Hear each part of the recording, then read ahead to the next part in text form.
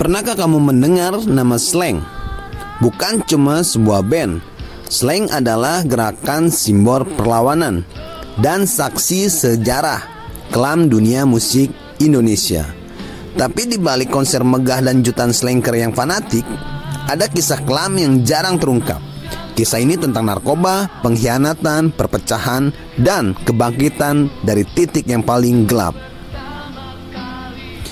Tahun 1983, di sebuah gang kecil bernama Potlot di Jakarta Selatan, seorang pemuda bernama Bim Bim mendirikan band bernama Cikinistun Komplek yang terinspirasi dari Rolling Stone. Tapi ini band nama tidak bertahan lama. Setelah bongkar pasang Cikinistun Komplek berubah menjadi nama slang, nama yang katanya berasal dari kata slengean, gaya hidup cuek, liar, apa adanya. Formasi awal band ini atau band slang ini terdiri dari Bim Bim drum, Kakak vokal, Pai gitar, Indra Kadarsi keyboard, Bongki bass.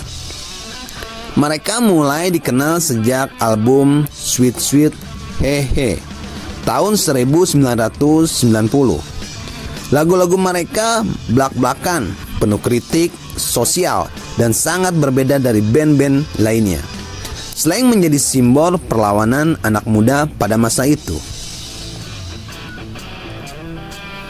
Tahun 1990-an adalah masa keemasan slang, tapi juga awal kehancuran.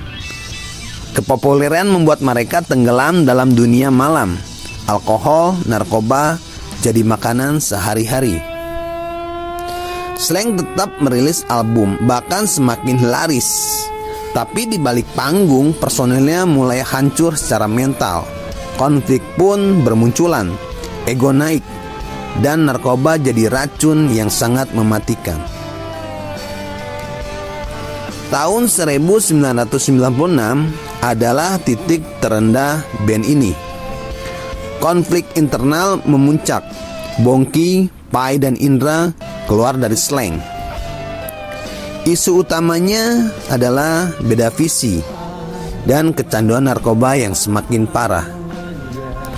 Mereka bertiga sempat membentuk band baru bernama BIP atau Bongki Indra Pai.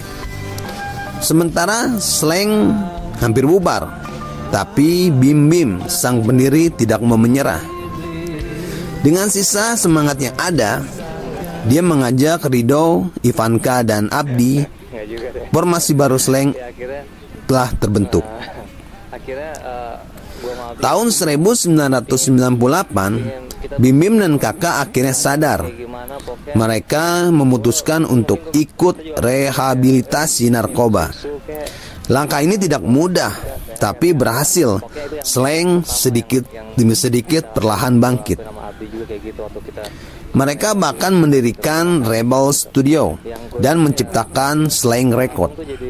Lagu-lagu mereka mulai lebih positif, penuh semangat, anti narkoba, dan menyuarakan perdamaian, peace. Album seperti Virus, Blur, dan Generasi Biru jadi tonggak kebangkitan band slang. Meski slang semakin dewasa, konflik tak berhenti. Tahun 2015, Abdi Negara mulai jarang tampil karena masalah penyakitnya, yaitu ginjal.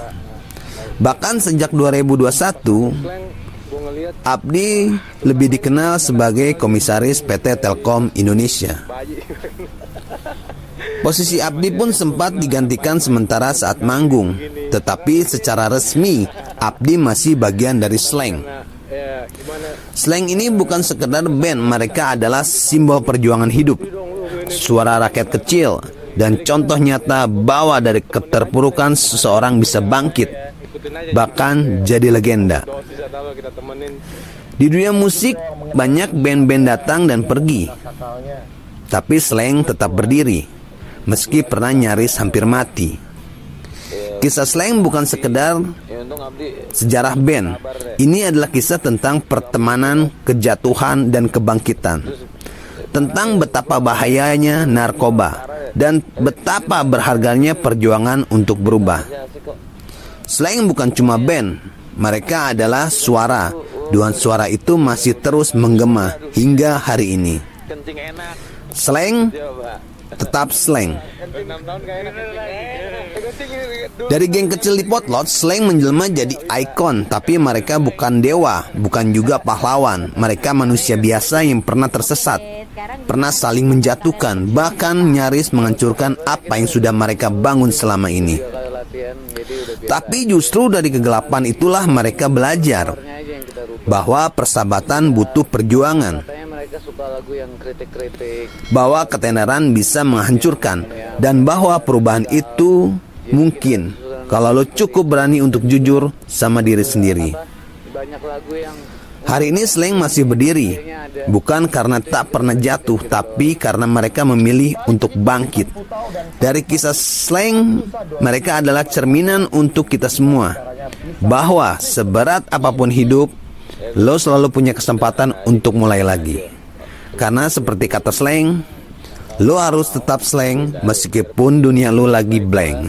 Assalamualaikum warahmatullahi wabarakatuh.